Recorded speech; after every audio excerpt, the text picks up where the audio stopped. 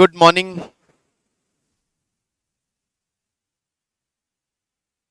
Accounting of share capital वहीं पे हैं और वहीं पे एक और नए कॉन्सेप्ट पे बात करेंगे आज। Buyback of shares. Buyback of specifically buyback of equity shares. Company preference shares को रिडीम करती है। कंपनी अपने इक्विटी शेयर्स को कम करने के लिए या शेयर कैपिटल रिड्यूस करने के लिए उनका बायबैक कर सकती है। कितना बायबैक होगा, कब बायबैक होगा, कैसे बायबैक होगा, उसका पूरा प्रोसीजर सेक्शन 68, 69, 70 इन 3 सेक्शंस में कंपनी एक्ट में पूरा डिटेल में गिवन है। अगेन मैं उन टेक्निकल एस्पेक्ट्स पे, उन लॉ प्रोविजंस पे नहीं जा रहा हूं। हमारा काम यहाँ पे अकाउंटिंग डिस्कस करना है, तो उन प्रोविजंस में से I am taking only some provisions that are related to accounting part. Buyback of shares, पहले जनरल बात करें। कंपनी बायबैक क्यों करती है?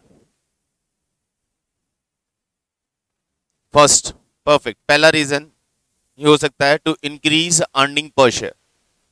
अर्निंग उतना ही हो रहा है, लेकिन नंबर ऑफ शेयर्स यदि कम हो जाएंगे बायबैक करने से, तो पर शेयर अर्निंग इंक्रीज हो जाएगा।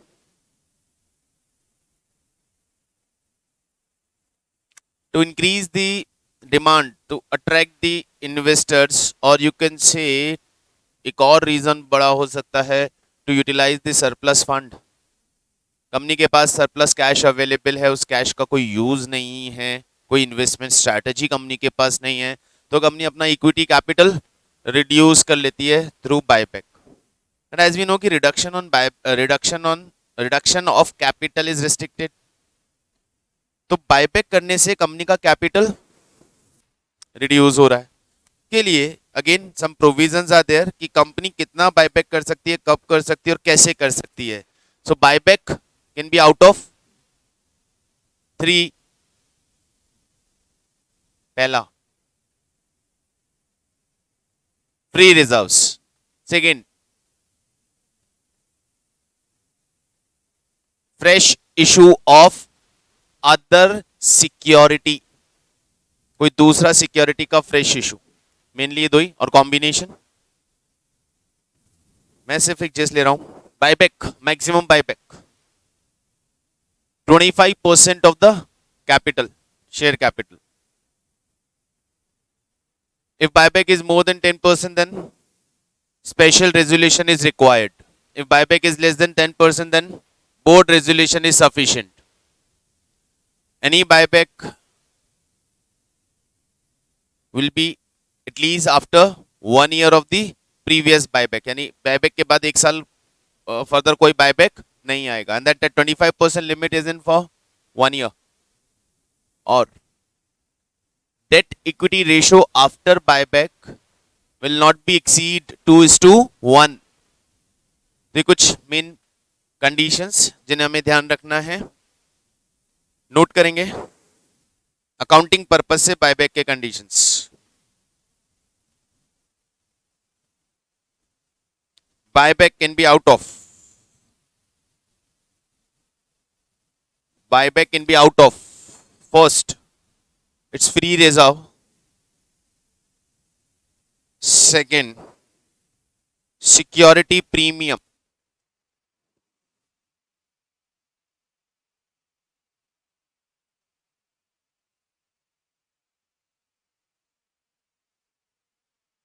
It's free reserve, security premium, and proceeds of issue of any share or other specified security. Proceeds of shares or any other specified security, मतलब कोई भी नया सिक्योरिटी इशू करके डिबेंचर्स भी इशू किए जा सकते हैं, डिफरेंट क्लास के शेयर्स भी इशू किए जा सकते हैं, not of the same class. जिस सिक्योरिटी का आप बायबैक कर रहे हो, जिन शेयर्स का बायबैक करो, वही शेयर्स नहीं होंगे। Second main condition, point number D, the buyback is 20% or less.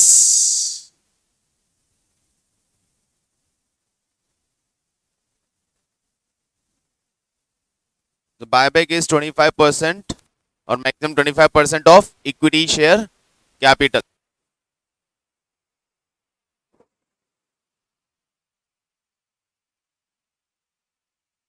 Next, debt equity ratio. Debt equity ratio after buyback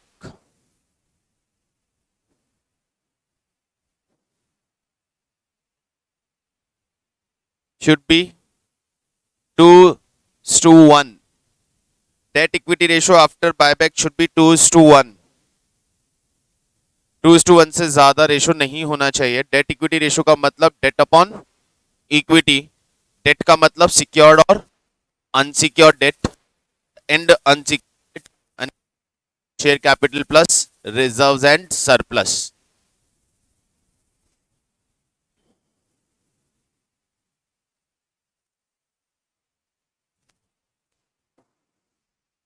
buyback का एंट्रीज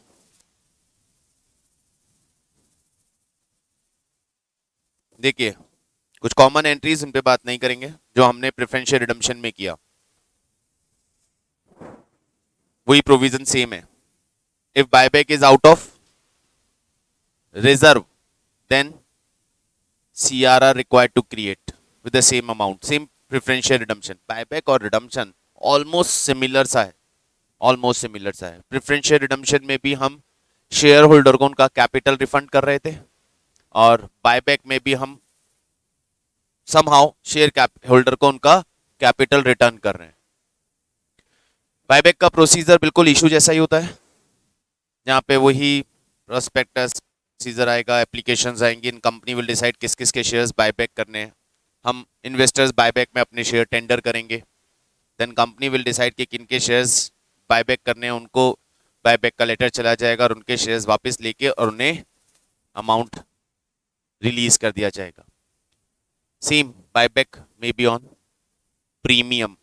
जैसा प्रेफरेंस शेयर रिडम्पशन भी प्रीमियम पे हो सकता है, वैसे बायबैक भी प्रीमियम पे हो सकता है. और बायबैक में एक और पॉसिबिलिटी है, बायबैक डिस्काउंट पे भी हो सकता है. बायबैक प्रीमियम पे हो सकता है, बायबैक डिस्काउंट पे हो सकता है. सर डिस्काउंट पे बायबैक कैसे हो सकता है? सो प्रैक्टिकली तो फिजिबल नहीं है. यदि कंपनी का share market price of the share face value से भी नीचे चल रहा है, तब डिस्काउंट बनाना. डिस्काउंट कब कंसीडर होता है? फेस वैल्यू से नीचे. तो बायबैक डिस्काउंट पे हो सकता है सब्जेक्ट टू कंपनी का शेयर फेस वैल्यू से नीचे ट्रेड हो रहा हो. यदि 10 रुपए का फेस वैल्यू है and the market price of the share is 6 rupees, then in order to relax the share holder company 8 रुपए में बायबैक कर रही है. Buyback maximum possibility market price से ऊपर की प्राइस पे ही होगा. मार्केट प्राइस से नीचे बायबैक कैसे करेगी कंपनी? ये मार्केट में शेयर ट्रेड हो रहा है 100 रुपीज पे, कंपनी बोलती है हमें दे दो, हम 80 में ले लेंगे. हम पागल समझाए क्या? मार्केट में नहीं बेच देंगे. तो बायबैक मार्केट प्राइस से नीचे नहीं होगा. तो फिर ये डिस्काउंट कहां से आ गया? सो डिस्काउंट कब होगा? जब मार्केट प्राइस ही फेस वैल्यू से नीचे चल रही हो और इतनी नीचे चल रही हो कि कंपनी वहां से थोड़ा ऊपर पे कर रही है, तो डिस्काउंट हुआ. कि 10 रुपए का फेस वैल्यू मार्केट प्राइस चल रहा है 7 रुपए और कंपनी 8 रुपए में बायबैक कर रही है. कंपनी तो मार्केट प्राइस से ज्यादा पे ही बायबैक कर रही है, बट फेस वैल्यू से कम प्राइस पे बायबैक कर रही है, and that is discount. Possibility बहुत कम है, but if buyback is on discount तो हम एंट्रीज देख के चलेंगे. तो एंट्रीज की बात करेंगे तो क्या क्या होगा? सबसे पहले वही, if company is selling investment to arrange the fund, जो प्रेफरेंशियल रिडम्पशन के टाइम पे हमने बात किया था. Sale of investments may be at profit और loss. Number 2, if buyback is out of fresh issue, then issue करने का fresh issue, then security issue करने का एंट्री होगा. इधर शेयर्स इशू कर रही है या डिबेंचर इशू कर रही है, तो इशू का एंट्री हो गया. Third, if buyback is out of free reserve और सिक्योरिटी प्रीमियम, देन CRR बनाना रहेगा। देन फोर्थ बायबैक का एंट्री। वही चार मेन पार्ट जो प्रेफरेंस शेयर रिडम्पशन में था, वही मेन पार्ट यहाँ पे है। ऑलमोस्ट सिमिलर सा है, बस वेरिएशन का है। एक, preference share can be redeem out of security premium, but buyback can be out of security. Buyback के लिए हम सिक्योरिटी प्रीमियम यूज कर सकते हैं, रिडम्पशन सिक्योरिटी प्रीमियम से नहीं होता था। ठीक है, चलिए एंट्री बना लेते हैं।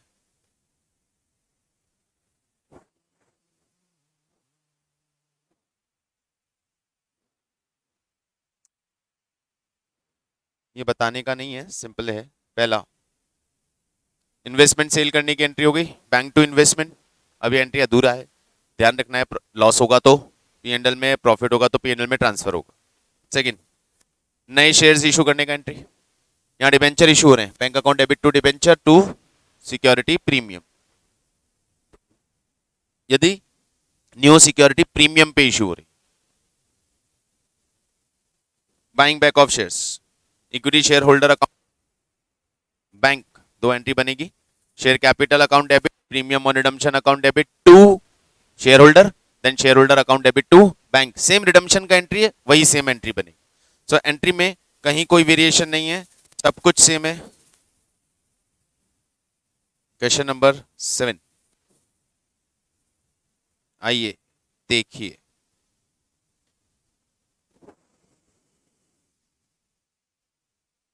सो अगेन यहाँ एक बैलेंस शीट है हमारे पास,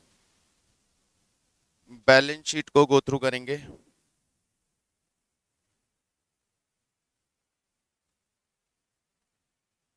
Note to accounts, note number 1, share capital, where we have issued share capital 1 lakh shares of 10 each fully paid up. Again वो बात वापस वही है कि it must be fully paid up, partly paid up shares का buyback नहीं होगा। तो 1 lakh shares of 10 each fully paid up, ये कंपनी का share capital. It has security premium of 2 lakh, general reserve of 5 lakh 5,000, long term borrowing company के पास कितना है, 4 lakh rupees. Long term borrowing 4 lakh rupees. Proposal, on 1st April 2023 the shareholder of the company have approved the scheme of buyback of equity share as under 5% of equity shares would be bought back at 15। पूरा equity share का 5% buyback कर रहे हैं हम 15 rupees की price पे।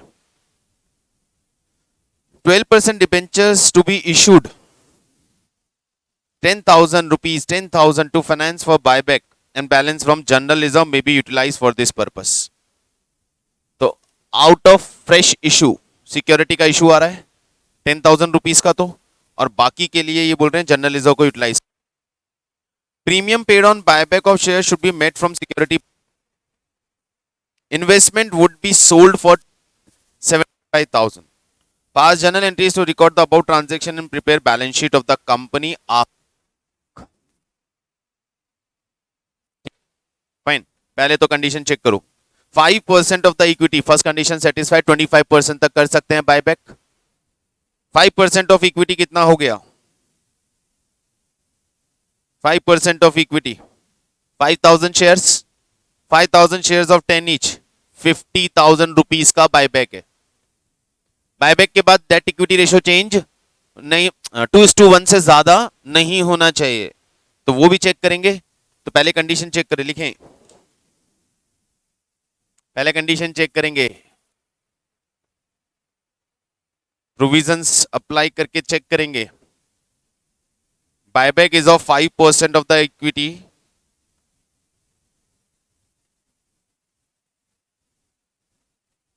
it is within the prescribed limit।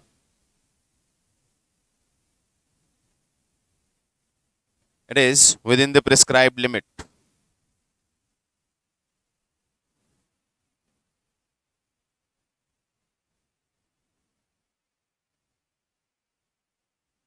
Second condition, condition 2, debt equity ratio will not exceed 2:1। Check करें debt equity ratio,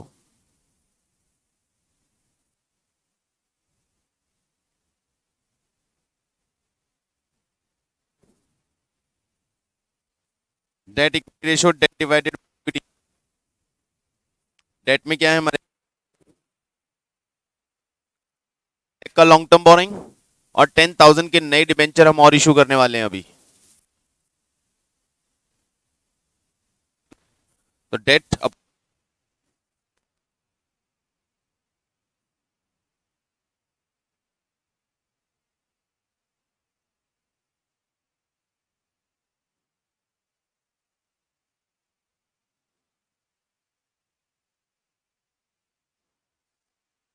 equity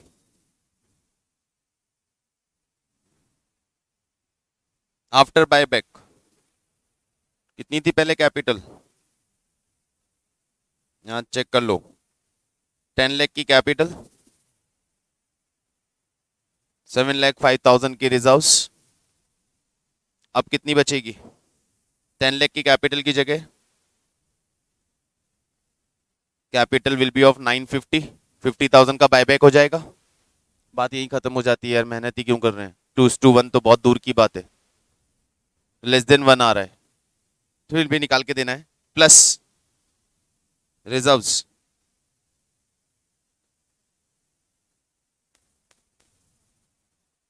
$25,000 का प्रीमियम तो यूटिलाइज हो जाएगा। बायबैक 15 रुपए पे हो रहा है ना, 10 रुपए का शेयर 15 रुपए पे बायबैक कर रहे हैं ना, 5 रुपए प्रीमियम दे रहे हैं ना। 5,000 शेयर पे 5 रुपए प्रीमियम से कितना प्रीमियम हुआ? 25,000। तो 2 लाख में से 25,000 प्रीमियम काम में आ जाएगा। 1,75,000 का प्रीमियम बचेगा। 1,75,000 का प्रीमियम बचेगा। रिजर्व्स 5,05,000 के जनरल रिजर्व्स थे, इसमें से कितना काम में आ जाएगा? 50,000 का बायबैक हो रहा है, 10,000 के तो डिबेंचर्स आ रहे हैं, बाकी 40,000 कहां से लेना है? रिजर्व से। तो 40,000 इसमें से काम में आ जाएगा, तो आपके पास बचेगा 4,65,000।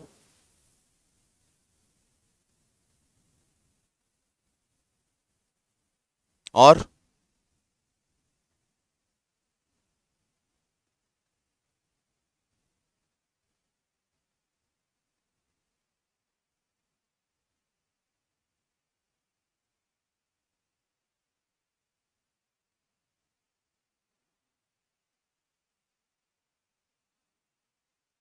यस, इन्वेस्टमेंट कितने के हैं और सेल कितने में हो रहे हैं? 2,75,000 में 1,25,000 का यहाँ पे प्रॉफिट होगा। ये प्रॉफिट भी रिजर्व में आएगा। ये बना आपका डेट इक्विटी रेशो।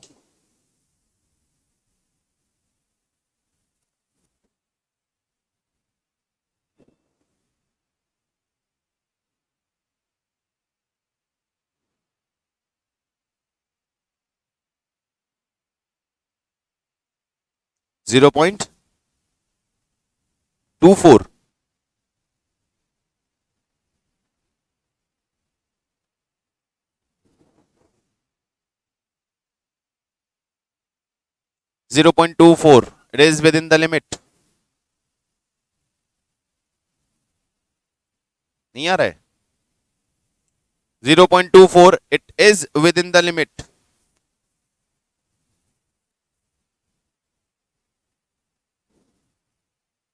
तो फाइनली बायबैक परमिटेड है। आइए entries, journal entries. Number 1, sale of investments, bank account debit,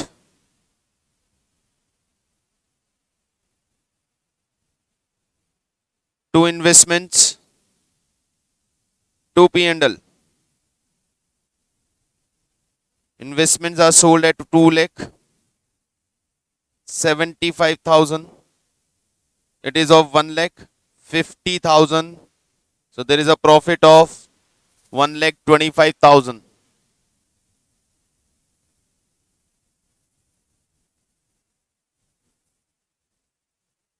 entry number 2, debentures issue करने का एंट्री डायरेक्ट कर लेते हैं। Bank account debit to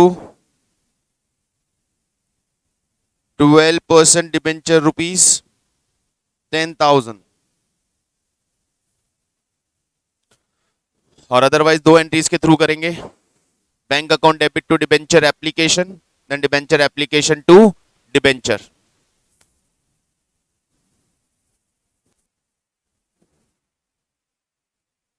next, general reserve से सीआरआर बनाना है, सिक्योरिटी प्रीमियम को यूज करना है. इन्होंने बोला है जनरल रिजर्व से बनाना है. ठीक है सर, हम जनरल रिजर्व से बना लेंगे. तो एंट्रीज बना के रखो. General reserve account debit to CRR 50,000 का बायबैक 10,000 का फ्रेश इशू से हो गया. सो 40,000 का सीआरआर बन गया.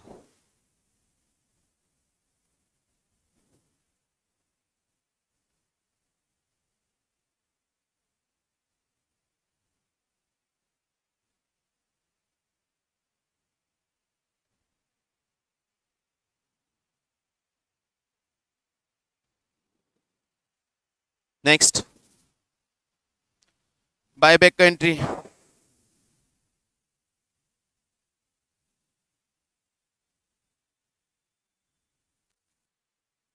Equity share capital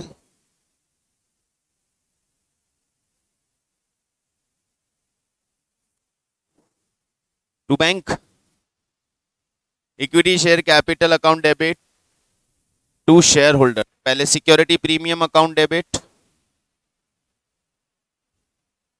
to share holder and then share holder to bank. Amount always पहले ड्यू करना पड़ेगा और उसके बाद पेमेंट होगा. Share capital of 50,000 on which premium is of 25,000. Total amount to be paid 75,000. 5,000 equity shares का buyback कर रहे हैं 15 रुपीज पर शेयर की रेट पे. तो total amount to be paid is 75,000. 5,000 shares का कैपिटल वैल्यू हो गया 10 रुपीज पर शेयर से 50,000. बायबैक हो रहा है 15 रुपीज पे. So there is a premium on buyback is 5 rupees पर शेयर. 5,000 शेयर्स पे premium on buyback will be 25,000.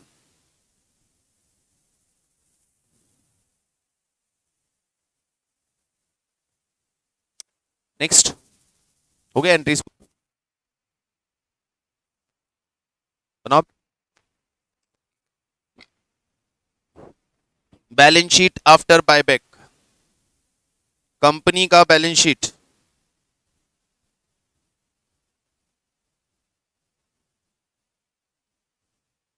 कैसे बनती है. Particular note to account amount.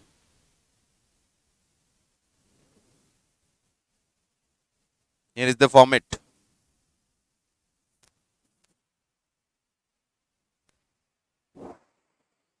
सबने बनाया है कंपनी का बैलेंस शीट, पहली बार नहीं बना रहे हैं. First of all share holder equity and liability. Exactly पूरा फॉर्मेट लेंगे यार. First of all equities and liabilities. Equities and liabilities.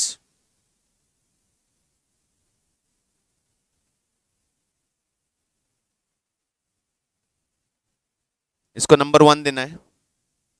Equities and liabilities के बाद उसके अंदर sub head main first main head share holder fund. First main head share holder fund. बेटा designing हो जाएगी कल तक.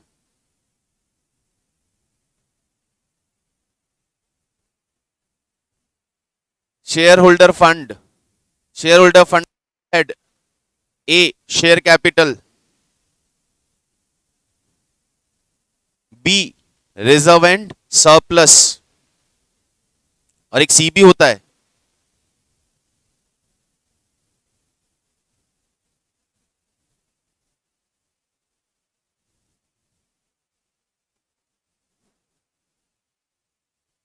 हाँ, application money received allotment pending. Money received and pending allotment, ठीक है, वो हमारे अभी काम का नहीं है। Point number 2, non current liabilities.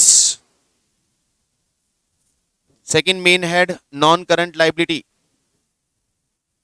Second main head के सब हेड्स, देयर आर 5 सब हेड्स बट हम एक ही ले रहे हैं, लॉन्ग टर्म बोरोइंग्स। और कौन कौन से हेड्स हैं नॉन करंट लाइबिलिटी में, और कौन से हेड्स आते हैं लॉन्ग टर्म बोरोइंग्स के अलावा? Long term provision, deferred tax liability, other non current liability, current liability, third current liability। और करंट लाइबिलिटी में भी हम एक ही हेड ले रहे हैं यहां पे, ट्रेड पेबल्स।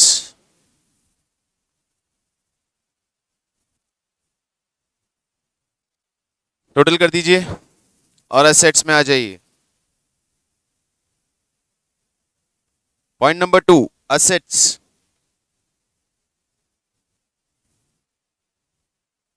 असेट्स का first main head non current assets.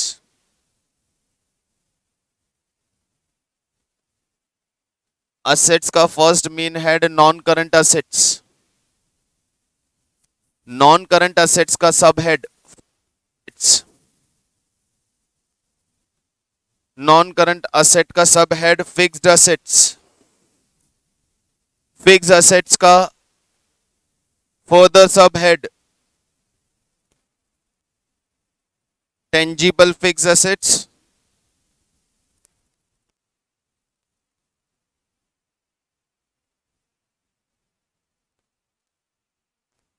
और उसमें दूसरा होता है इंटेंजिबल फिक्स्ड असेट्स। इस क्वेश्चन में इंटेंजिबल नहीं है। Next sub head non current investments. Non current investments,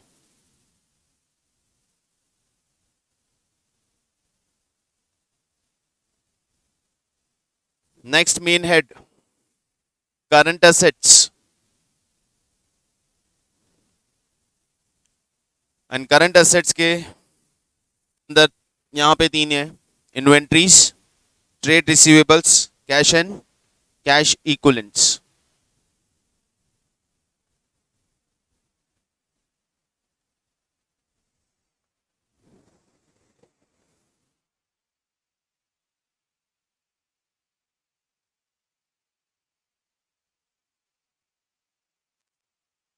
जिस भी पर्टिकुलर हेड का आपको डिटेल देना है उसके लिए बनेंगे note to accounts. So note to account में सबसे पहला नंबर दीजिए शेयर कैपिटल को, नंबर 1। शेयर कैपिटल के सामने नोट टू अकाउंट्स के कॉलम में लिखिए नंबर 1। रिजर्व एंड सरप्लसेस को नंबर 2, बोरोइंग्स को नंबर 3,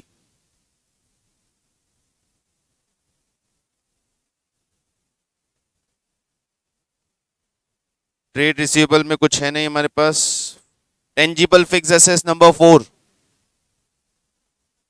टेंजिबल फिक्स्ड एसेट्स का डिटेल है number 4। Fine, okay. Now note to accounts में आए। फर्स्ट नोट टू अकाउंट,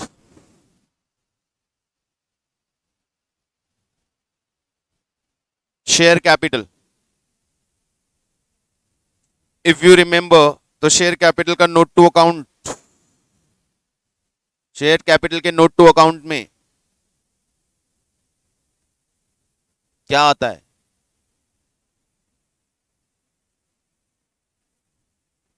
लिखो, ऑथराइज्ड के नोट टू अकाउंट्स में सबसे पहले आता है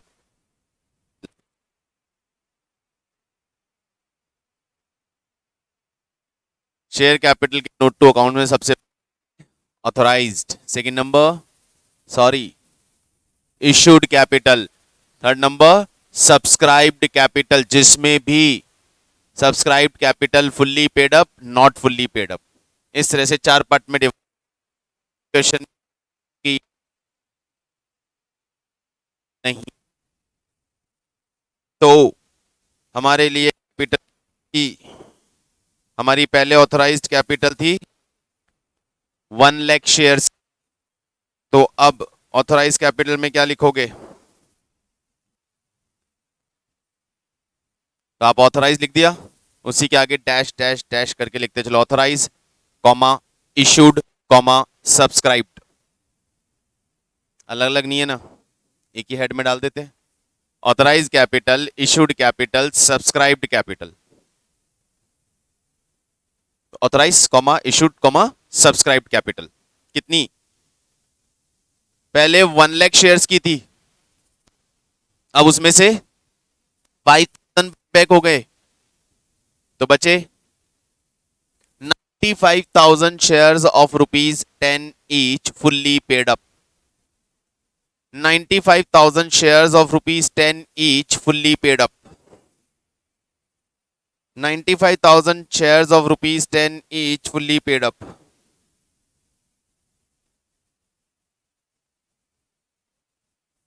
₹9,50,000 बंद करो, टोटल ये पहला 9,50,000। Note to account number 2. Note to account number 2. Reserve and surplus. Note to accounts number 2. Reserve and surplus. Reserve and surpluses में earlier we have security premium, अभी भी है security premium। ब्रैकेट में दिखाइएगा, पहले 2 लाख का था, इसमें से इतना काम में आ गया, 25,000 काम में आ गया है, तो 2 लाख माइनस 25,000 बचा 175। सिक्योरिटी प्रीमियम 2 लाख रुपीस का सिक्योरिटी प्रीमियम था, 25,000 का यूटिलाइज हो गया है, रिमेनिंग सिक्योरिटी प्रीमियम 1,75,000। सेकेंड है जनरल रिजर्व, 5,05,000 का था, 40,000 यूटिलाइज हो गया है, दिखाएंगे ब्रैकेट में 5,05,000 माइनस 40,000,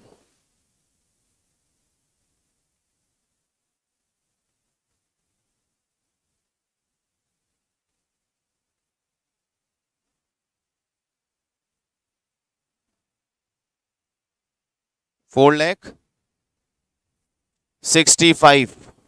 एक नया रिजर्व आया है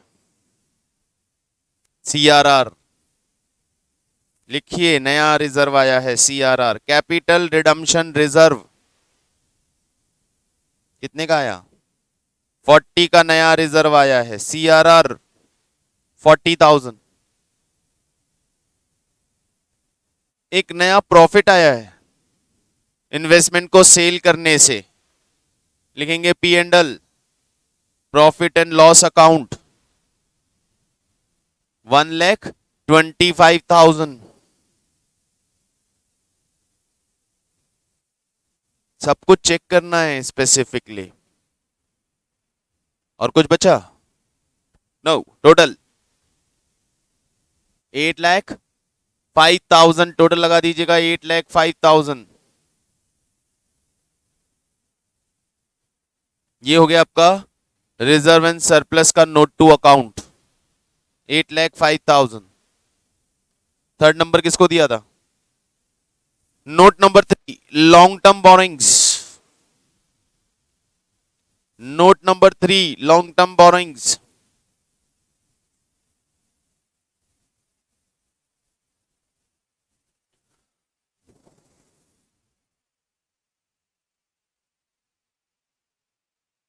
अर्लियर 14% डिबेंचर्स थे, कोई चेंज आया इनमें? नो। लिखिएगा 14% डिबेंचर, 14% डिबेंचर 4 लाख,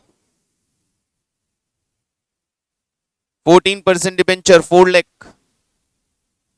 नए ऐड हुए हैं 12% डिबेंचर, नए डिबेंचर हमने इशू किए हैं 12% डिबेंचर, कितने के? 10,000 के। Total 4,10,000, total 4,10,000। Note number 4, tangible assets कोई चेंज नहीं किया हमने, कॉपी कर दो as it is. Tangible fix assets, there is no change in tangible fix assets.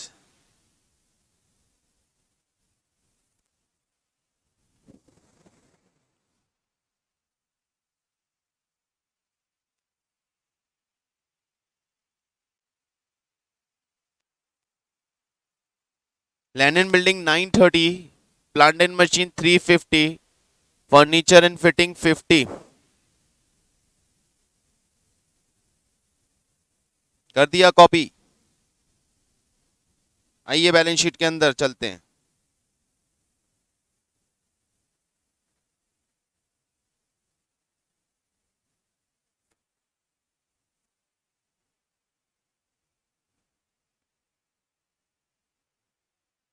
Balance sheet के अंदर चलते हैं। Share capital, share capital note से क्या अमाउंट लेकर आए? 950।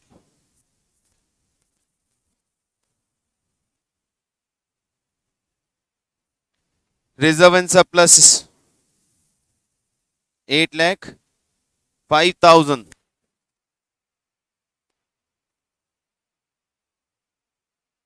Long term borrowings 4,10,000।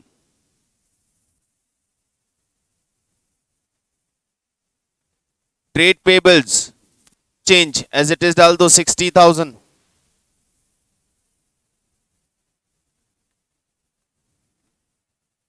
Trade payables no change 60,000। Total 22,25,000।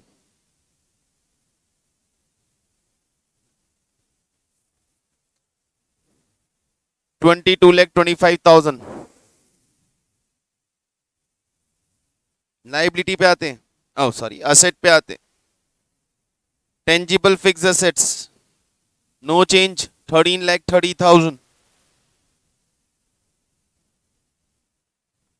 Tangible fix assets no change 13,30,000। Investments खत्म, dash कर दो, बेच दिए ना भाई। इन्वेस्टमेंट तो सारे। इन्वेंट्रीज नो चेंज, बाहर जाने देना, सीधा बाहर के कॉलम में, नहीं चाहिए मुझे total. Inventories no change 1 lakh.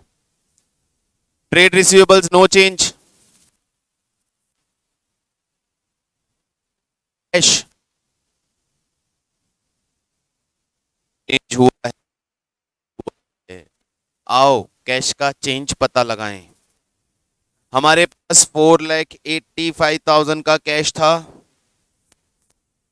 सबसे पहले कैश आया इन्वेस्टमेंट बेच के 2,75,000। इन्वेस्टमेंट सेल करके कैश आया है 2,75,000। उसके बाद वेंचर इश्यू करके कैश आया है हमारे पास 10,000। उसके बाद बायबैक करने के लिए कैश पे किया हमने 75,000।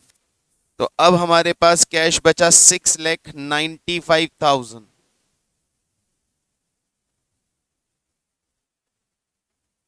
हमारा कैश हो गया 6,95,000। टोटल लगा दीजिए, बैलेंस शीट मैच हो जानी चाहिए। कैसे मैच नहीं होगी? हाँ होगी, वही तो कह रहा हूं, कैसे नहीं होगी? बैलेंस शीट मैच कैसे नहीं होगी? अब हर पॉइंट को डबल एंट्री को माइंड में लेके चलेंगे तो बैलेंस शीट तो मिलना ही मांगता है। ओके, एक बार इसको फटाफट गो थ्रू करो। ये है बायबैक का कॉन्सेप्ट। चेक कर लीजिए, एक बार वापस देख लीजिए। नेक्स्ट कॉन्सेप्ट पे मूव करेंगे इसके बाद, बोनस इशू। चेक करो।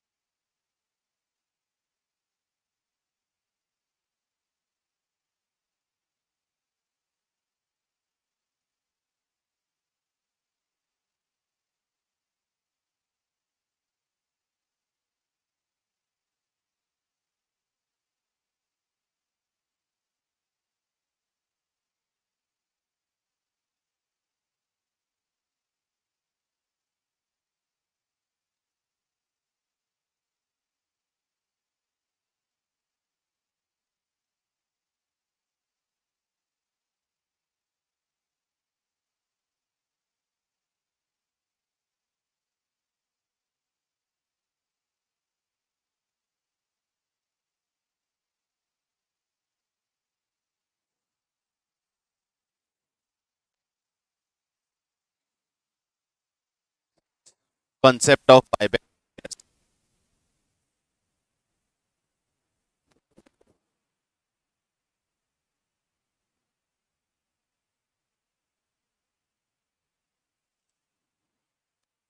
Next is bonus issue.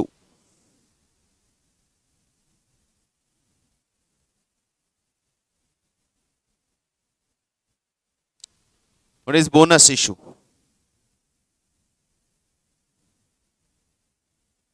When company wants to capitalize, when company wants to capitalize its free reserves, then company issue shares to the existing share free of or without taking any money out of its profits and reserve. It is basically known as capitalization of profit. Revenue profit है, that is available for distribution.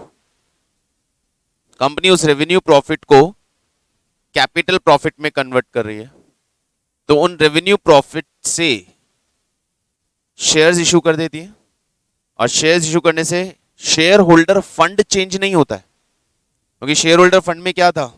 Share capital plus reserve and surplus. तो share holder fund remain intact, change क्या होता है? Share capital reserve surplus से amount निकल के share capital के head में शिफ्ट हो जाता है। That is capitalization of profit. There will be no change in shareholder fund amount, and again there will be no change in the wealth of the shareholder. Bonus shares मिलने से भी share holder की wealth में भी कोई change नहीं आता, क्योंकि वो रिजर्व उन्हीं का है, आपने वही रिजर्व उन्हें ही शेयर्स की फॉर्म में दे दिया। तो जैसे ही बोनस शेयर इशू किया जाता है, कंपनी के शेयर्स की market price number of shares के प्रपोर्शन में डिक्रीज हो जाती है। यदि कंपनी का एक शेयर 100 रुपीज पे मार्केट में ट्रेड हो रहा है, कंपनी 1:1 का बोनस दे रही है, यानी एक पे एक फ्री। नाउ यदि किसी शेयर होल्डर के पास एक शेयर था, तो उसकी वेल्थ कितनी थी? 100 रुपए। 100 रुपीज का एक मार्केट प्राइस, एक शेयर था, वेल्थ थी 100 रुपए। अब उस शेयर होल्डर के पास कितने शेयर्स हो गए? 2। वेल्थ 100 रुपए ही रहेगी,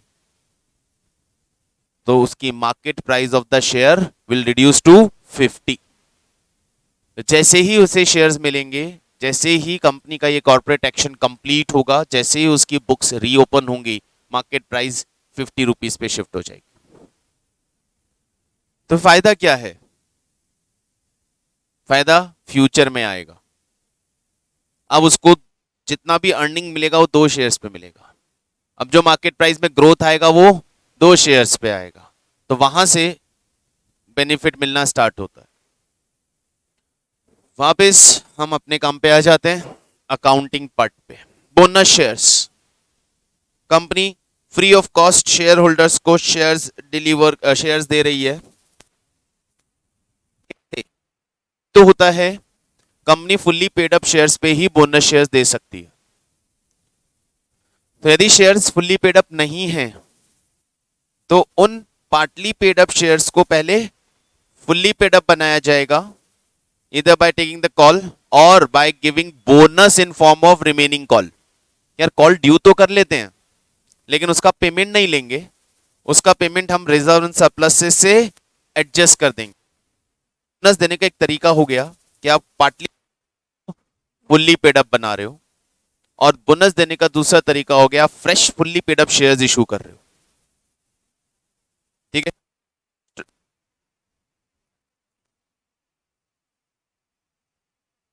by converting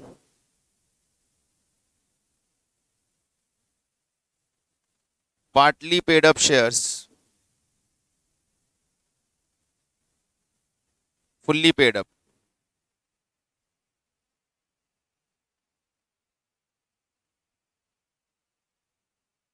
by issuing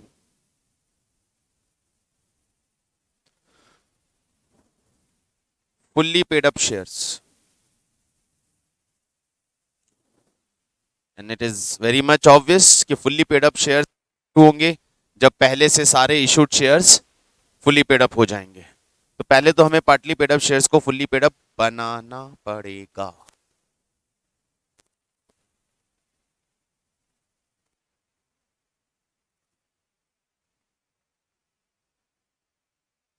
bonus कहां से देंगे? रिजर्व से। फ्री रिजर्व का मतलब क्या है? क्या बोनस सिक्योरिटी प्रीमियम से दिया जा सकता है? हाँ, सिक्योरिटी प्रीमियम के यूजेस में एक यूज ये भी है। क्या बोनस कैपिटल प्रॉफिट से दिया जा सकता है?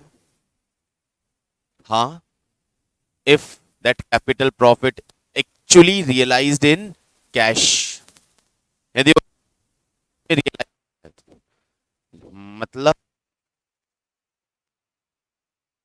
कैश में मिला है, जैसे रीवैल्यूएशन ऑफ असेट से प्रॉफिट हुआ, वो कैपिटल प्रॉफिट है और उसे हमने कैपिटलिज्म में डाल दिया।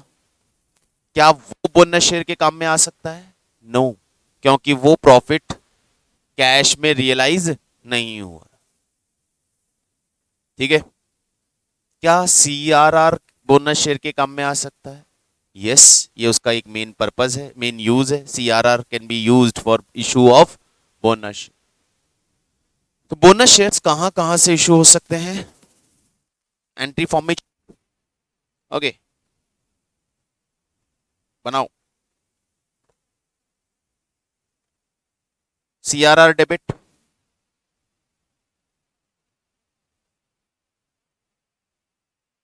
कैपिटल रिजर्व ब्रैकेट में in cash only debit, capital reserve realised in cash only debit. इस कैपिटल रिजर्व को लेके कई जगह इश्यूज हैं, प्रॉब्लम्स हैं, कुछ अलग अलग थॉट है। मैं क्लियरली बता देता हूं, मैं ये जो capital reserve realise in cash only वाला कॉन्सेप्ट ले रहा हूं, ये सीएस के स्टडी मटेरियल के कॉन्सेप्ट के बेसिस पे ले रहा हूं। ठीक है, सीएस के स्टडी मटेरियल में इसे क्लियरली यूज किया गया है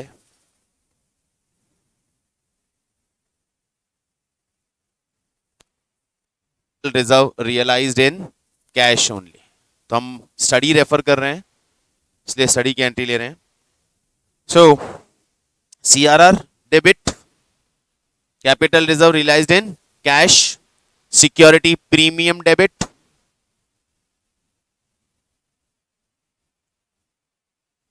जनरल रिजर्व और other free reserve debit,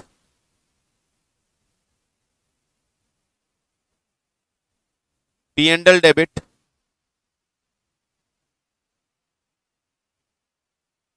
to bonus to shareholders. जितना बोनस हमें देना है उतना अमाउंट इनमें से निकाल के बोनस टू शेयर होल्डर के अकाउंट में ट्रांसफर कर लिया हमने। अब बस इस बोनस टू शेयर होल्डर को हमें यूटिलाइज करना है, या तो नए शेयर इशू करके या पुराने शेयर्स की पेंडिंग कॉल को फुल्ली पेड अप कन्वर्ट करके। Entry number 2, bonus to share holder account debit, bonus to share holder account debit to share capital, bonus to share holder account debit to share capital. ये bonus share देने वाली entry हो गई। Narration में लिख दीजिएगा issue of bonus shares, bonus to share holder account debit to share capital.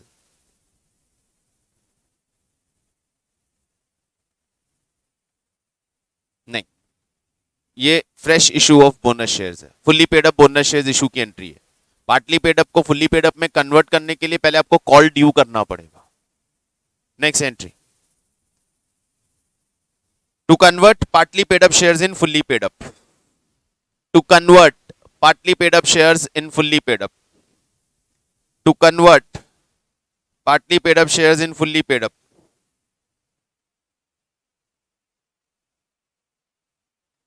पहली entry ये तो बनेगा ही, बोनस वाला तो first, free reserves account debit to bonus to share holder, ये एंट्री तो बन गया हमारा। कॉल ड्यू करना है, share final call account debit to share capital, share final call account debit to share capital, share final call account debit to share capital.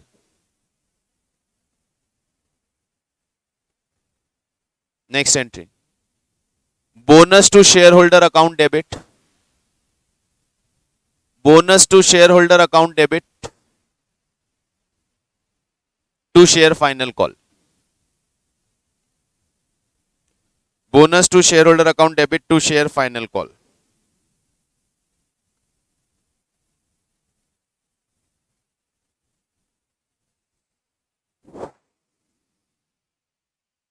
खत्म, finish. और ये चैप्टर इसी के साथ समाप्त।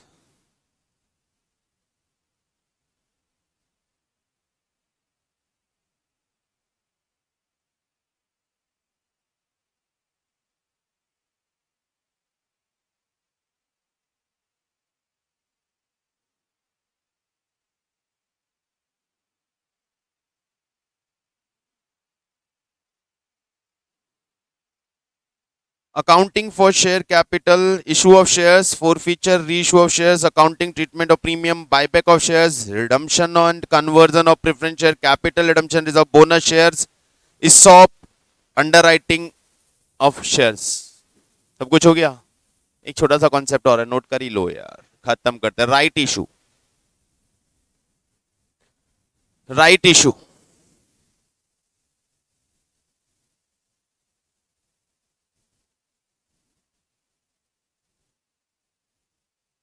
राइट इशू क्या होता है?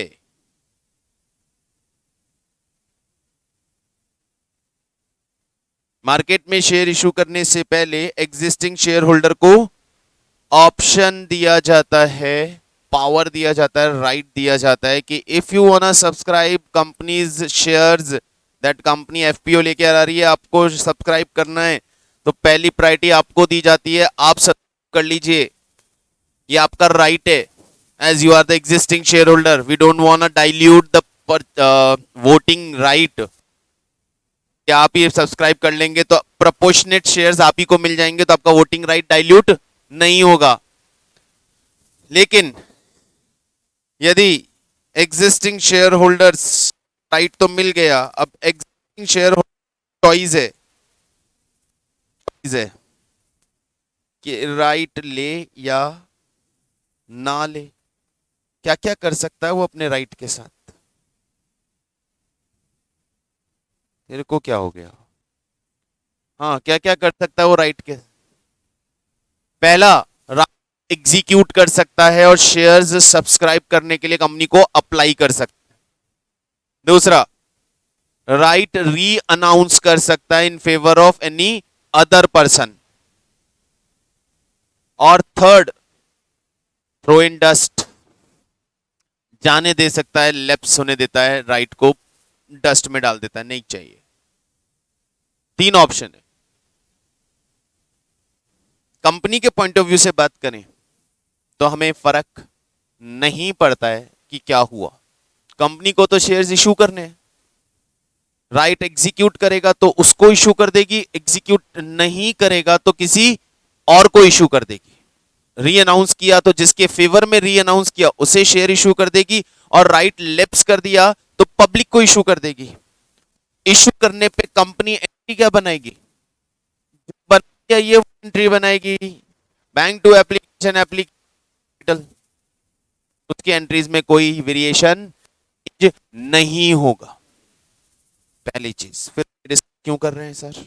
नया कुछ नहीं है तो नया है वैल्यू ऑफ राइट और एक्स और कम राइट प्राइस। इस वाले कॉन्सेप्ट को समझे। राइट ऑफर ला रहे हैं, कहीं ना कहीं तो जिन एग्जिस्टिंग शेयर होल्डर को ऑफर दिया जा रहा है कहीं ना कहीं तो उनको कोई बेनिफिट मिल रहा होगा ना। बिना बेनिफिट तो मतलब ही नहीं रहा ना बात का। तो जो बेनिफिट उन्हें मिल रहा है वो बेनिफिट कहलाता है वैल्यू ऑफ राइट, कि उन्हें कितना बेनिफिट मिलेगा, कितना बेनिफिट मिलेगा या वैल्यू ऑफ राइट क्या होगी वो हम कैलकुलेट करेंगे।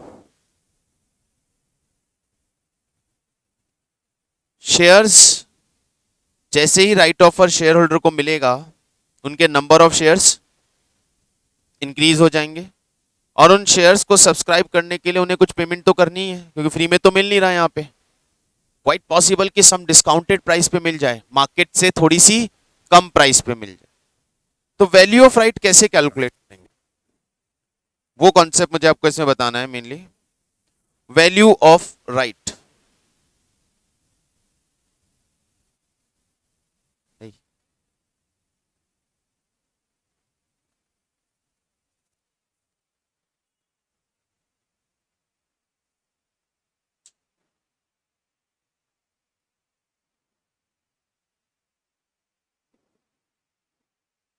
वैल्यू ऑफ राइट सबसे पहले तो हम निकालेंगे थ्योरेटिकल एक्स राइट प्राइस, यानी राइट मिलने के बाद प्राइस क्या होनी चाहिए। तो एक एग्जांपल से समझो। मान लो एक शेयर होल्डर के पास कंपनी के 5 शेयर है और मार्केट प्राइस चल रहा है 100 रुपीज, तो उसका टोटल वेल्थ कितना हो गया? If a shareholder holding 5 shares of a company, market price of is 100 rupees. उसके पास, मैं सिर्फ डिस्कस कर रहा हूं, फॉर्मूले को बाद में बना लेंगे।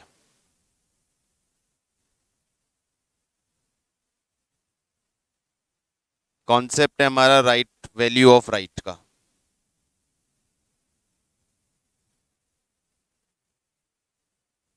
उसमें हमें निकालना है theoretical ex right price. Theoretical ex right price का मतलब हमारे हिसाब से राइट शेयर्स मिलने के बाद क्या होनी चाहिए। तो थोड़ा सा प्रैक्टिकली समझते हैं, फॉर्मूले पे बाद में जाएंगे। Suppose a share holder holding 5 shares of company and the current market price of the share is 100 rupees. What is the wealth of the share holder? Share holder wealth is 500 rupees. Suppose company gives an right offer of 2:5, 2:5 का right offer ये at the price of 80 rupees. Company gives an offer the share holder to subscribe 2 shares if he is holding 5 at the price of 80 rupees। ठीक है, मान लेते हैं वो दो right offer, right subscribe to subscribe such 2 shares, what amount he has to pay? 160। now how many shares he has? 7, 5 पहले से थे, 7 2 और आ गए, उसका कितना हो गया? 660।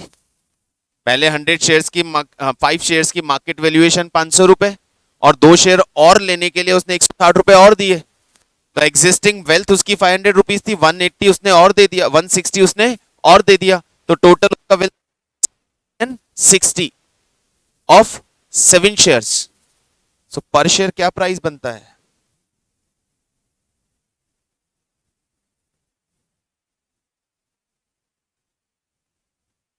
$94.3 से।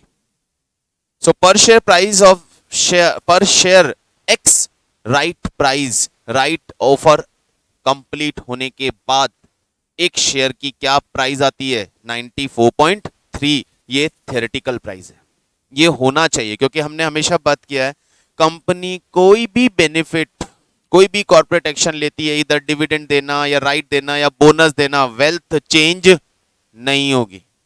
शेयर होल्डर की वेल्थ कभी चेंज नहीं होगी। डिविडेंड देती है तो उतने ही अमाउंट से मार्केट प्राइस गिर जाती है, बोनस देती है तो उसी प्रपोर्शन में मार्केट प्राइस गिर जाती है, राइट ऑफर दिया है तो उसी प्रपोर्शन में मार्केट प्राइस नीचे आ जानी चाहिए। मैं एक्चुअल मार्केट प्राइस की बात कभी नहीं कर रहा हूं, मैं तीनों केसेस में जो बात कर रहा हूं वो थ्योरेटिकल मार्केट प्राइस की बात कर रहा हूं। If the market price of the share is 100 and company declare a dividend of 5 rupees, then market price will be 95 theoretically।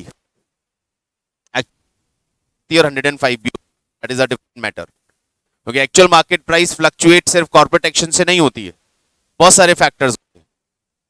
तो theoretically market price corporate action से उसी प्रोपोर्शन में डिक्रीज हो जाती है। तो यहां राइट ऑफर दिया है, 2 नए शेयर्स और उसको सब्सक्राइब करने को मिले हैं, तो उससे उसको कम पैसा देना पड़ा है, तो क्या उसका बेनिफिट उसे मिलेगा?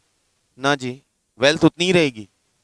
पहले 5 शेयर का 100 रुपए का मार्केट प्राइस चल रहा था, 2 शेयर 80 रुपए में और खरीदेगा तो टोटल वेल्थ 660 हो जाएगी, तो मार्केट प्राइस भी 100 रुपीज की जगह 94.3 आ जाएगी, 80 नहीं आएगी, 94.3। वो है average price, 5 of 100, 2 of 80, average 94.3, तो प्राइस 94 आ जाएगी। That means there is no benefit to the share holder. But ये थियोरेटिकल है, एक्चुअली तो मार्केट प्राइस 94.3 नहीं आएगी। एक्चुअली हो सकता है मार्केट प्राइस 96 हो जाए, 98 हो जाए, हो सकता है 100 ही, हो सकता है 102 हो जाए। उसका एग्रीगेट कॉस्ट कितना है?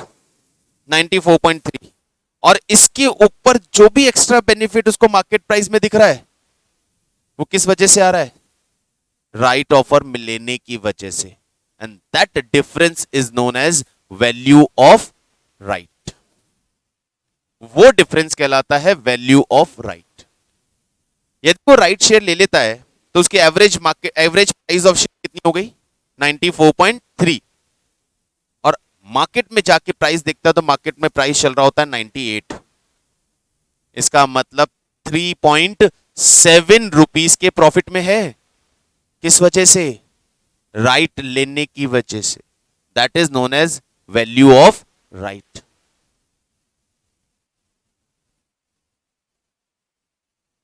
नहीं मिलेगा ना, मार्केट तो मार्केट प्राइस से चलेगा। आपकी एवरेज कॉस्ट 94.3 है, मार्केट प्राइस 98 है, what value of right you are getting? 3 rupees, 3.7। अब ये वैल्यू ऑफ राइट, यदि आप राइट री अनाउंस कर रहे हो किसी और को, तो आप उससे ये वैल्यू चार्ज कर सकते हो। यार हम तुमको राइट दे रहे हैं तो हमें 4 रुपए चाहिए, हम राइट सेल कर सकते नहीं। राइट ऑफर मिला है ना आपको, तो if you want subscribe, subscribe it, if you don't subscribe, tell it. Calculation तो हम थ्योरेटिकल कर रहे हैं ना, ये कैलकुलेशन तो थ्योरेटिकल है।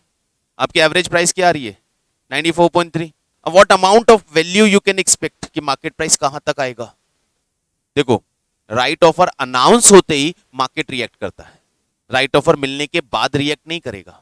Market value, market price announce होते रिएक्ट कर जाएगी। यार मुझे जब दिख रहा है 94 मेरा एग्रीगेट प्राइस आ रहा है और मार्केट में प्राइस क्या चल रहा है? 900। पहले क्या प्राइस था? 100। वो 100 नहीं रहेगा, वो रिएक्ट करेगा, वो वैल्यू कैलकुलेट करेगा, रिएक्ट करेगा, सेलिंग आएगा। 80 में राइट मिल रहा है, उसके लिए अप्लाई कर दो, number of shares come, market में सेलिंग आ सकता है, व्हाटएवर जो भी है, प्राइस रिएक्ट करेगा तो हमें पता चल जाएगा कि करंटली क्या प्राइस चल रहा है और हमें कितने का एवरेज आ रहा है। That is the difference. If you want to subscribe, subscribe it, if you don't want to subscribe, sell your right to anyone. अब सेल करने के लिए आप उससे कितना चार्ज करोगे? आप क्या सेल कर रहे हो? शेयर्स नहीं, राइट शेयर कर, राइट सेल कर रहे हो। राइट सेल करने के बाद वो पर्सन जाके कंपनी को 80 रुपीज पे करके शेयर्स खरीदेगा ना, वो तो शेयर सब्सक्राइब करेगा, उसको तो कंपनी को 80 रुपीज देने हैं। यदि उसे बेनिफिट ही नहीं हो रहा है तो राइट क्यों लेगा? तो आप उसको राइट सेल कर रहे हो, उसमें आप कुछ पार्ट उससे चार्ज करोगे राइट के लिए, and that will be known as, that is known as value of right. ये लॉजिक समझ में आया? कैसे प्राइस आ रही है? ये एक्स राइट प्राइस कहलाएगी, राइट ऑफर अनाउंस होने के बाद का प्राइस। इसी को लेते हैं value of right is equal to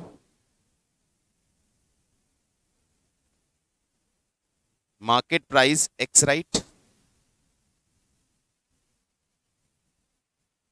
minus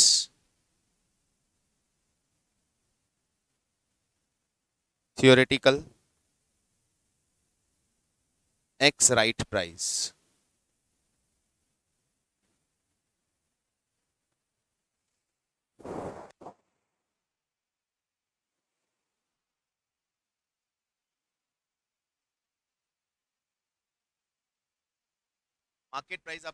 market price आपको गिवन होगा क्योंकि ये तो मार्केट से आएगा, ये मैं कैलकुलेट नहीं कर सकता। थियोरेटिकल एक्स राइट प्राइस हम कैलकुलेट कर लेंगे जैसे अभी हमने किया। कैसे? Existing number of shares multiply by market price plus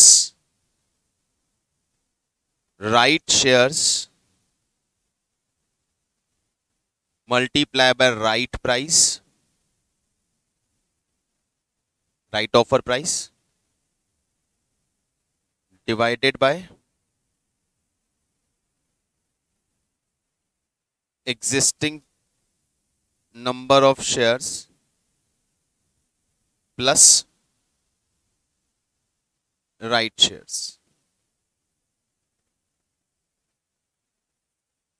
ये तो किया था, 5 शेयर थे 100 रुपए के, तो 5 × 100 500 प्लस 2 शेयर मिले थे 80 रुपए में, तो 2 × 80 160 डिवाइडेड बाय 5 + 2 7 पर शेयर निकल गया। तो ये आ गया आपका theoretical market price per share, और actual market price per share will be provided to you. Difference of two is value of right.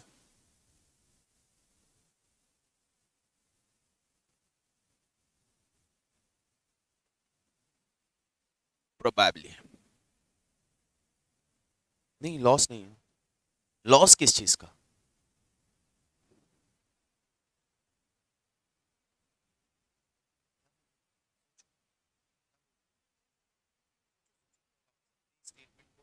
अपने इसी स्टेटमेंट को अपने दिमाग में लिख के जाओ।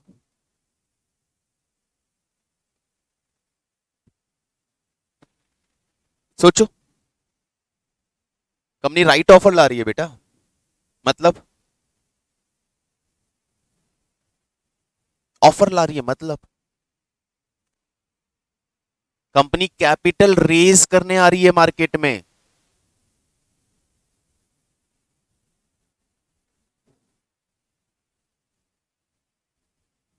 गॉट इट ना? आप अलग डायरेक्शन में चले गए। कंपनी मार्केट से फर्दर कैपिटल रेज करने आ रही है, उसके लिए उसे एफपीओ लाना है, इन्वेस्टर्स को बुलाना, आओ कैपिटल दो, शेयर सब्सक्राइब करो। कैसे बुलाएगी? ऑफर देके। ऑलरेडी मार्केट में लिस्टेड कंपनी है, अब ऑलरेडी मार्केट लिस्टेड कंपनी है, 100 रुपए का मार्केट प्राइस ऑलरेडी चल रहा है, और मैं इन्वेस्टर को बोल रहा हूं मुझसे शेयर्स ले लो, मैं 120 में दूंगा। बोले पागल, घर में रख, मार्केट में 100 में मिल रहा है। ये अलग बात है कि जब कंपनी ये बोलेगी ना मैं 120 में दूंगा, तो हर कोई मार्केट से भागेगा, मार्केट प्राइस ही वहां पहुंच जाएगी। मार्केट प्राइस एक्चुअली कंपनी की डिस्क्लोज प्राइस के पास पहुंचेगी। Much logical thing. मुझे अपनी अपनी कंपनी का शेयर ऑफर कर रही है 120 में, एंड सेम शेयर मार्केट में ट्रेड हो रहा है 100 में। Investor is selling their shares at and company offer same share eight 120। या तो कंपनी बोल रही है इन्वेस्टर,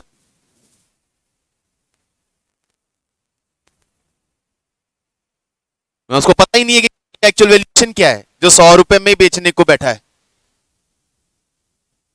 और यदि कंपनी झूठ नहीं बोल रही है तो इस इन्वेस्टर से ले लो, शेयर होल्डर से 100 रुपए में ले लो। तो ऐसे एनालिस्ट जिनको पता है कंपनी का वैल्यूएशन करेक्ट है, 120 में कंपनी इज ऑफरिंग, तो मार्केट से उठा लेते हैं 100 में। कंपनी तो 120 ऑफर ऑलरेडी, तो मार्केट में जो शेयर होल्डर 100 में सेल करने को बैठा था वो बोलता मैं नहीं हूं, मैं पागल नहीं हूं। जब कंपनी बोल रही है मेरा शेयर 120 रुपए का है तो मैं क्यों 100 में बेच रहा हूं, वो सब गायब हो जाएंगे। बोले हम 115 में, 118 में, 120 में, 125 में बेचेंगे अब तो हम, market price will shoot. That is the practical phenomena. Company आके बोलती है राइट ऑफर हम 80 में दे रहे हैं मार्केट में, तो एग्जिस्टिंग शेयर बोलता हम पागल हैं क्या, हम फालतू इस कंपनी का शेयर लेके बैठे हैं 100 रुपए में, 80 में तो कंपनी दे रही है। तो they will start selling, price will come down, और वो वहां एग्जैक्टली 80 के बराबर नहीं आएगी, ऑब्वियसली प्रोपोर्शनेटली, क्योंकि इतना शेयर आ रहा है ना, 2:5 के रेशियो में आ रहा है ना डाइल्यूशन, तो 2:5 रेशियो में ही प्राइस नीचे गिरेगा, हर कोई नहीं बेचेगा। तो प्रोपोर्शनेटली प्राइस कहां आके रुकेगी नहीं मालूम, वो बिहेवियरल एस्पेक्ट है, वो कंज्यूमर इन्वेस्टर्स बिहेवियरल एस्पेक्ट है, वो कहीं कहां आके रुकेगा प्राइस। बट हमारे हिसाब से वो इस एग्जांपल में 94.3 होना चाहिए। 100 रुपए की चीज पहले से लेके बैठे हो, 80 रुपए में और मिल रही है, तो एवरेज प्राइस क्या है 94.3। अब वो 95 पे आके रुकता है, 96 पे, 97 पे, वो हमें नहीं मालूम, but definitely that will come down, price तो नीचे आएगा ही थोड़ा बहुत, तो राइट एडजस्टमेंट तो दिखाएगा ही। एग्जिस्टिंग शेयर होल्डर से लेने में बेनिफिट इसी चीज का, राइट ऑफर लाने का बेनिफिट इसी चीज का है कि आप वोटिंग राइट डाइल्यूशन नहीं कर रहे हो। मुझे कैपिटल चाहिए, मैं पब्लिक को ऑफर डाल रहा हूं ना, सीधा एफपीओ लगाओ, सभी लगाओ, तो इससे एग्जिस्टिंग शेयर होल्डर का वोटिंग राइट डाइल्यूट हो जाएगा। हम बोलते नहीं करने का यार, चलो पहले इन्हें ऑफर दे देते। मार्केट में कैपिटल उठाने के लिए ल्यूक्रेटिव प्राइस तो डालनी पड़ेगी आपको, आपको ऐसी प्राइस तो थ्रो करनी पड़ेगी, ऐसा ऑफर डालना पड़ेगा जो कम से कम इन्वेस्टर को चीपर लगे। यदि आप अपना एक्चुअल वैल्यूएशन ले आते हो और उस एक्चुअल वैल्यूएशन किसी भी मेथड से, व्हाटएवर असेट्स, नेट एसेट्स निकाल लिया, ग्रोथ भी उसमें सारा एस्पेक्ट डाल लिया, इन्वेस्टमेंट में मिलने वाले प्रोजेक्ट्स को भी कंसीडर कर लिया, करंट पाइपलाइन में जितने हैं उनके बेनिफिट भी उठा लिया, ये सब कुछ ले लिया और अपना कंपनी का वैल्यूएशन बना लिया। इंट्रिंसिक वैल्यू, बुक वैल्यू और एक वैल्यूएशन आपने निकाल लिया। वो वैल्यूएशन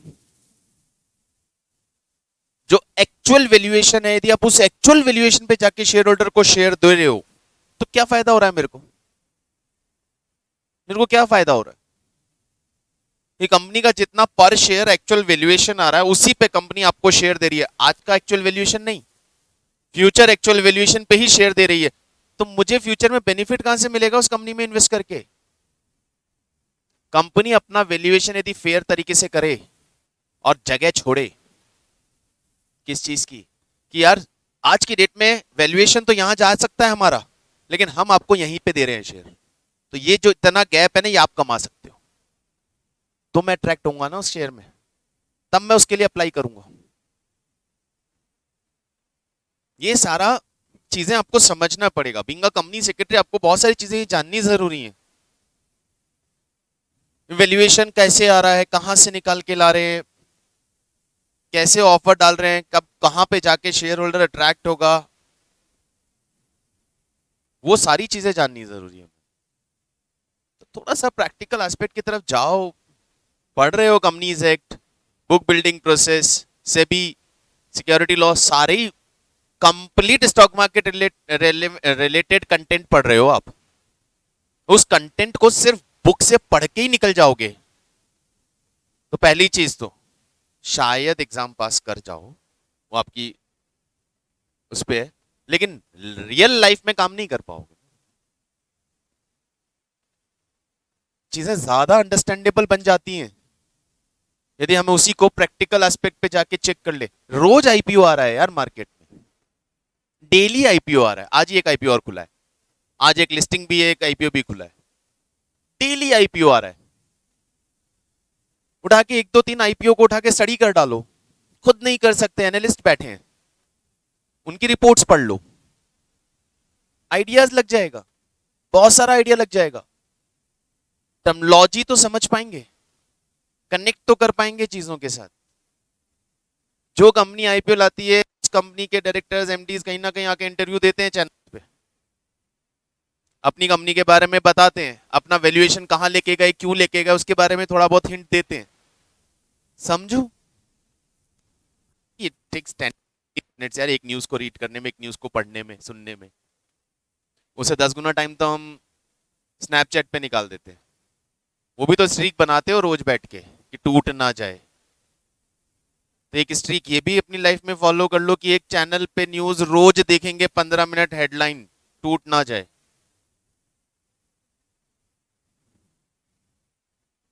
फायदा होगा आप ही को होगा।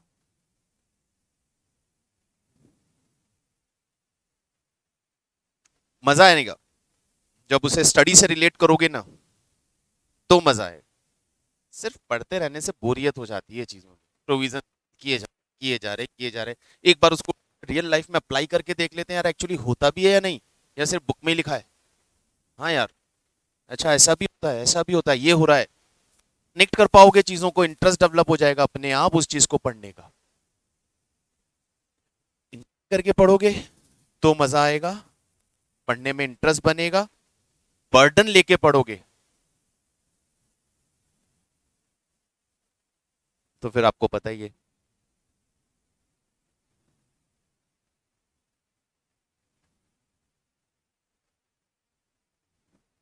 चलिए, ये राइट ऑफर के बारे में हो गया। Accounting of shares, now it's completely over. We discuss all the aspects. Issue of shares हो गया था। लेट्स सी इसमें कुछ राइट पे कुछ है क्या अपने स्टडी में? I don't think so.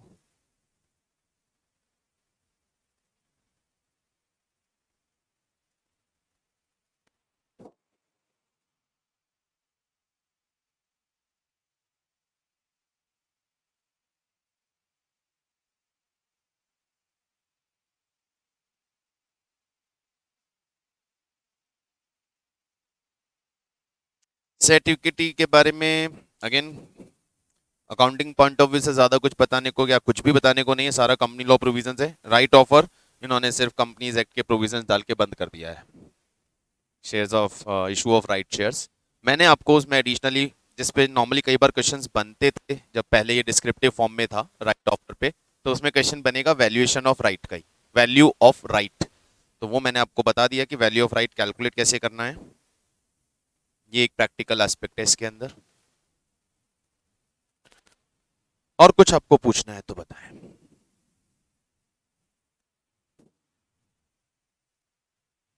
Done. आ रहा हो कोई सवाल तो बोल सकते हो, मन में कुछ आ रहा हो तो पूछ सकते हो।